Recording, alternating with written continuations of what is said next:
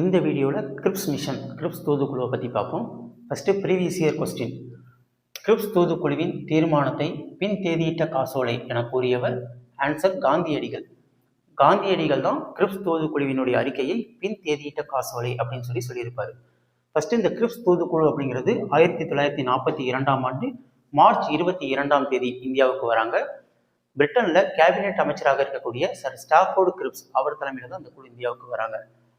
இந்த குழு ஏன் இந்தியாவுக்கு வராங்க, முதல்ல எதுக்கு இந்தியாவுக்கு இந்த குழு வராங்க அப்படின்னா, இந்தியர்களினுடைய ஆதரவை பெறுவதற்காக. அதாவது இரண்டாம் உலகப் போர் அப்படிங்கிறது இந்த டைம்ல நடந்துட்டு இருக்கும். 1939 முதல் 45 வரைக்கும் இந்த இரண்டாம் உலகப் போர் நடந்துட்டு இருக்கும். இந்த இரண்டாம் உலகப் போர்ல இந்தியர்களுடைய ஆதரவு வேணும், இந்திய மக்கள் இந்த இரண்டாம் உலகப் போரில் பங்கேற்க வேண்டும், அதுக்கு ஆதரவு பெறுவதற்காக தான் வராங்க. இந்தியர்களினுடைய ஆதரவு பெறுவதற்காக தான் இந்தியாவுக்குள்ள வராங்க. உடனடி காரணம், அதாவது இந்த குழு இந்தியாவுக்கு வருவதற்கு உடனடி காரணம் என்ன அப்படின்னு பார்த்தா, இந்தியா மீது ஜப்பான் படையெடுப்பு, அதாவது இந்தியா மீது ஜப்பான் படையெடுத்துருமோ அப்படிங்கிற ஒரு அச்சம் ஏற்படும். ஏன்னா இந்த டைம்ல தென்கிழக்கு ஆசியாவில் பெரும்பாலான நாடுகளை ஜப்பானினுடைய படைகள் கைப்பற்றி வச்சிருப்பாங்க.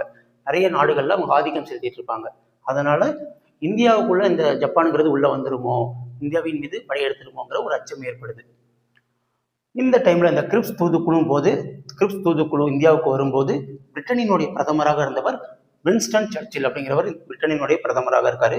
அதே சமயத்துல இந்தியாவினுடைய வைஸ்ராயாக இருக்கிறவர் லின்லித்கோ அப்படிங்கிறவர் இந்தியாவினுடைய வைஸ்ராயாக இருக்காரு. இந்த கிரிப்ஸ் தூதுக்குழு இந்தியாவுக்கு வருவதற்கு இரண்டாம் உலகப் போர்ல சில நிகழ்வுகள் நடந்திருக்கும். அந்த இரண்டாம் உலகப் போரில் நடந்த சில நிகழ்வுகள் தான் கிரிப்ஸ் தூதுக்குழு இந்தியாவுக்கு வருவதற்கு ஒரு காரணமா இருக்கு.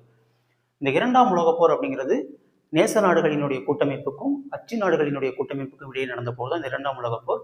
நேச நாடுகள் அப்படிங்கிறது Britain, France, America, Soviet union, அதாவது தற்போதைய ரஷ்யா, சீனா, இந்த நாடுகள்லாம் இந்த நேச நாடுகளினுடைய கூட்டமைப்புல இருக்காங்க. அச்சு நாடுகள் அப்படிங்கிறது ஜெர்மனி தலைமையிலான நாடுகள், அதாவது ஹிட்லர் தலைமையிலான நாடுகள். ஜெர்மனி, ஜப்பான், இத்தாலி, இந்த நாடுகள்லாம் அச்சு நாடுகளினுடைய கூட்டமைப்புல இருக்காங்க.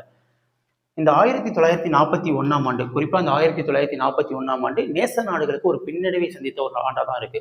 ஏன்னா இந்த 1941ஆம் ஆண்டு ஜப்பான் நாடு தென்கிழக்கு ஆசியாவில் நிறைய நாடுகளை கைப்பற்றி இருப்பாங்க. ஜப்பானினுடைய படைகள் பிலிப்பைன்ஸ், ஹாங்காங், இந்த மலேயாங்கிறது மலேசியா, சிங்கப்பூர், பர்மா, இந்தோனேசியா, இந்த பகுதிகளை தான் கைப்பற்றி இருப்பாங்க. பர்மாங்கிறது தற்போதைய மியான்மர், இந்த பகுதியை கைப்பற்றி இருப்பாங்க.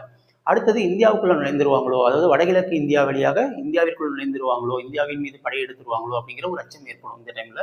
அதே சமயம் 1941 டிசம்பர் 7 இந்த டைம்ல முத்து துறைமுகம் அப்படிங்கிறது தாக்குதல் பண்றாங்க. முத்து துறைமுகம் அப்படிங்கிறது ஹவாய் அப்படிங்கிற ஒரு இடத்துல இருக்கு. ஹவாய்ங்கிற இடத்துல இருக்கக்கூடிய அமெரிக்காவினுடைய துறைமுகம் தான் முத்து துறைமுகம். அமெரிக்காவின் கப்பற்படை தளம் தான் இந்த முத்து துறைமுகம். இந்த தென்கிழக்கு ஆசியாவில் ஆக்கிரமிப்பு பண்ணும்போது அமெரிக்கா ஜப்பானை தாக்கிடுமோ அப்படிங்கிற ஒரு அச்சம் ஏற்படும். அதனால முன்கூட்டியே இந்த ஜப்பான் என்ன பண்றாங்கன்னா, ஜப்பானினுடைய விமானப்படைகளால் இந்த முத்து துறைமுகத்தை தாக்குதல் நடத்துறாங்க. இந்த டைம்ல அமெரிக்காவினுடைய அதிபராக இருந்தவர் ரூஸ்வெல்ட் இருப்பாரு. சீன குடியரசுத் தலைவர் ஷியாங் கே ஷேக் இருப்பாங்க. இந்த ரெண்டு பேருமே, இந்த அமெரிக்காவினுடைய அதிபரும் சீன குடியரசுத் தலைவரும் பிரிட்டனினுடைய பிரதமர் வின்ஸ்டன் சர்ச்சில் அவருக்கு ஒரு அழுத்தம் கொடுப்பாங்க. இந்தியர்களை இந்த இரண்டாம் உலகப் போருக்குள்ள கொண்டு வாங்க, இந்தியர்களுடைய ஆதரவு வேணும், இந்திய மக்கள் முழு ஒத்துழைப்பு அளித்தாதான் நம்ம வெற்றி பெற முடியும் அப்படின்னு நம்புறாங்க. அதனால பிரிட்டன் பிரதமர் அவருடைய வின்ஸ்டன் சர்ச்சில்கிட்ட ஒரு அழுத்தம் கொடுக்குறாங்க. அதன்படிதான் வின்ஸ்டன் சர்ச்சில் அப்படிங்கிறவர் கிரிப்ஸ் தூதுக்குழுவை இந்தியாவுக்கு அனுப்புவார். 1942 மார்ச் 22ஆம் தேதி இந்தியாவுக்கு அனுப்புவார். இந்த இரண்டாம் உலகப் போரில் இந்தியா பங்கேற்பது, இந்தியாவினுடைய ஒத்துழைப்புங்கிறது ஒரு அவசியமா இருக்கு. இந்தியர்கள் இந்த இரண்டாம் உலகப் போர்ல பங்கேற்பது ஒரு தேவையாக இருக்கு. இந்த டைம்ல காங்கிரஸ் செயற்குழு அப்படிங்கிறது ஒரு தீர்மானத்தை நிறைவேற்றுறாங்க. 1941 டிசம்பர் மாதம் கூடிய காங்கிரஸ் செயற்குழு ஒரு தீர்மானத்தை நிறைவேற்றுறாங்க. இந்த தீர்மானத்துல 2 விஷயங்களை சொல்லியிருப்பாங்க. இந்த இரண்டாம் உலகப் போர் முடிந்த உடனே இந்தியாவுக்கு விடுதலைங்கிறது அளிக்கப்படணும், சுதந்திரங்கிறது அளிக்கப்படணும் அப்படிங்கிறத சொல்லியிருப்பாங்க. அடுத்தது, உடனடியாகவே இந்த போர் நடந்துட்டு இருக்கும் போதே இந்தியர்களுக்கு முக்கியமான துறைகளில் அதிகாரங்கிறது அளிக்கப்பட வேண்டும், அதிகார பகிர்வுங்கிறது அளிக்கப்படும், அதிகார பகிர்வை பத்தி பேசியிருப்பாங்க.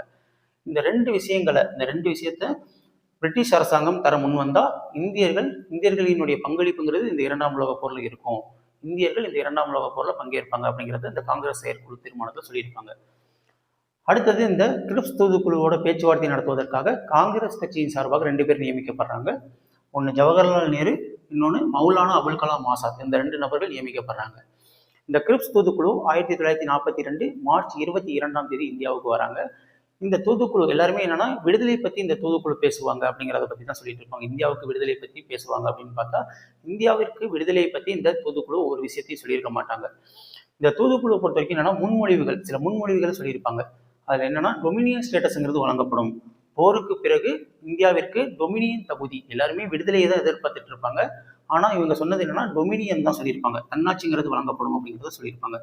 ரெண்டாவது, அரசியல் சாசன வரைவு குழுங்கிறது போருக்கு பிறகு உருவாக்கப்படும். அதன் மூலம் புதிய அரசியலமைப்பு சட்டத்தை உருவாக்கிக்கலாம் அப்படிங்கிறத சொல்லியிருப்பாங்க. இந்த அரசியல் சாசன வரைவு குழுவில் என்ன சொல்லியிருப்பாங்கன்னா, மாகாணங்கள், இந்த பிரிட்டிஷ் இந்திய மாகாணங்கள் இருக்கும், அந்த மாகாண சட்டசபைகளில் தேர்ந்தெடுக்கப்பட்டவர்களும் சுதேச அரசுகள் இருக்கும், அதாவது இந்திய மன்னர்கள் ஆட்சி செய்யக்கூடிய பகுதி, அங்கிருந்து பார்த்தா நியமிக்கப்பட்டவர்களும் இந்த இந்த அரசியல் சாசன வரைவு குழுல இருப்பாங்க அப்படிங்கிறத சொல்லியிருப்பாங்க. தேர்ந்தெடுக்கப்பட்டவர்கள் இருப்பாங்க, ஒரு பக்கம் பார்த்தா நியமிக்கப்பட்டவர்கள் சுதேச அரசர்கள் அப்படின்னு பார்க்கும்போது அந்த பகுதிகளில் நியமிக்கப்பட்டவர்கள் இருப்பாங்க அப்படிங்கிறத சொல்லியிருப்பாங்க. இந்த அரசியல் சாசன வரைவு குழு மூலம் உருவாக்கப்படக்கூடிய புதிய அரசியலமைப்பு சட்டம் இருக்குல்ல, அதை ஒருவேளை ஏதாச்சும் ஒரு மாகாணம் ஏற்கல, அந்த அரசியலமைப்பு சட்டத்தை பிடிக்கல, இல்லை அதை ஏற்றுக்கொள்ள மனம் இல்லை அப்படின்னா அந்த மாகாணம் மட்டும் இந்த பிரிட்டிஷ் அரசுடன் தனி ஒப்பந்தம் செய்து கொள்ளலாம் அப்படிங்கிறத சொல்லியிருப்பாங்க. அடுத்தது, இந்த பாகிஸ்தான் உருவாக்கணும் அப்படிங்கிறது ஒரு கோரிக்கை இருக்கும். பாகிஸ்தான்கிற ஒரு தனிநாடு உருவாக்கணுங்கிற ஒரு கோரிக்கைங்கிறது இந்த டைம்ல இருந்துட்டு இருக்கும். 1940 இந்த டைம்ல அந்த பாகிஸ்தான் உருவாக்கணுங்கிற கோரிக்கையை பிரிட்டிஷ் அரசாங்கம் ஏற்கும் விதமாக ஒரு விஷயத்த சொல்லியிருப்பாங்க. என்னன்னா, இந்திய இளவரசர்கள் பிரிட்டிஷ் கவர்மெண்டோட, அதாவது பிரிட்டிஷ் அரசாங்கத்தோட ஒரு தனி ஒப்பந்தம் செய்து கொள்ளலாம் அப்படிங்கிறத சொல்லியிருப்பாங்க. இந்த ரெண்டு விஷயமுமே அதை பத்தி தான் சொல்லுது. இந்த மாகாணங்கள் இருக்காங்கல்ல, இவங்களும் தனி ஒப்பந்தம் செய்து கொள்ளலாம் அப்படின்னு சொல்லியிருப்பாங்க. இந்திய இளவரசர்களும் பிரிட்டிஷ் அரசுடன் தனி ஒப்பந்தம் செய்து கொள்ளலாம் அப்படிங்கிறத சொல்லியிருப்பாங்க.